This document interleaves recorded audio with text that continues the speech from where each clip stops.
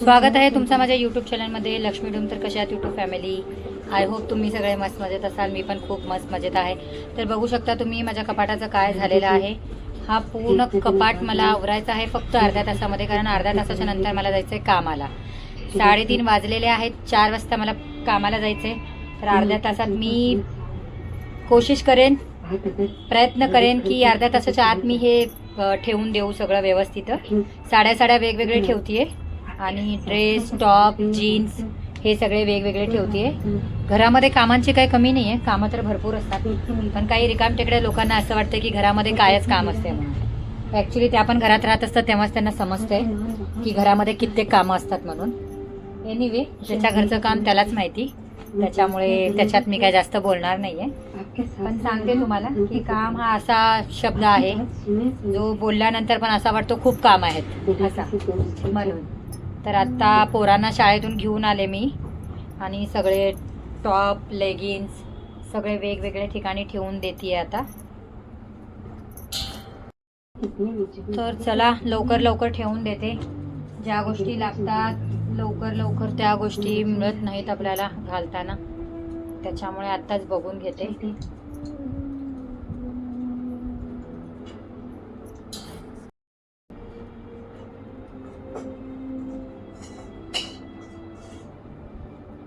चला लवकर लवकर ठेवून देते, कारण भरपूर कामं आहेत परत मला. काय होतं, इतके कपडे असतात पण आपल्याला जोपर्यंत आपण कपाट कधी कधी काढून बघत नाही. तुला आवाज स्लो कर मम्मा. तर आपण जेव्हा पूर्ण कपडे काढून बघतो तेव्हा असं वाटतं अरे हा तर आपण घातलाच नाही, अरे हा तर आपण घातलाच नाही. त्याच्यामुळे जनरली असं खूप वाटत असते.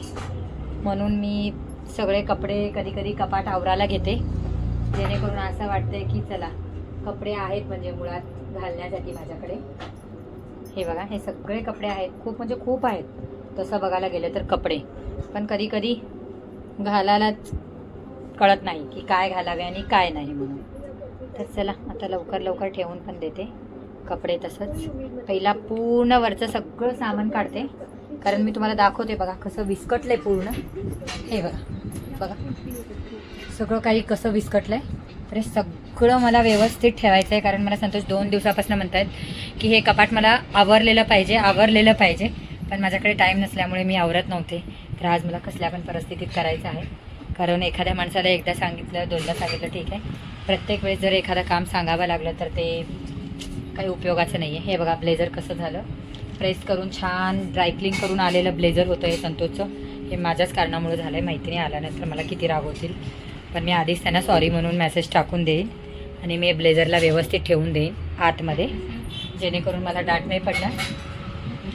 खूप म्हणजे खूपच जास्त कपडे झाले. हे बघा खूप म्हणजे खूप जास्त, काही समजतच नाही ॲक्च्युली.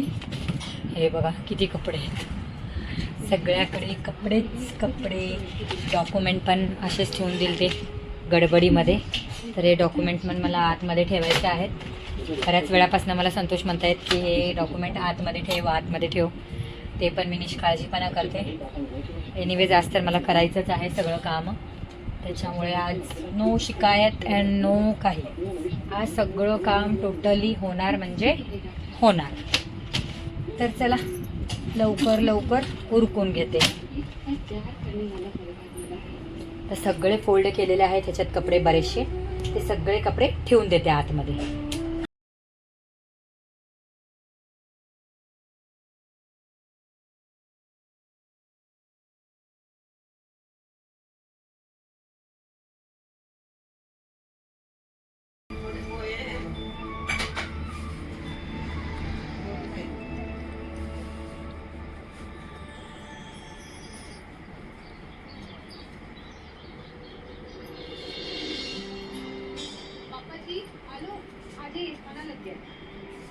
बच्चों के बिना तो ये खाना खाने जैसा काम भी बस थांबो.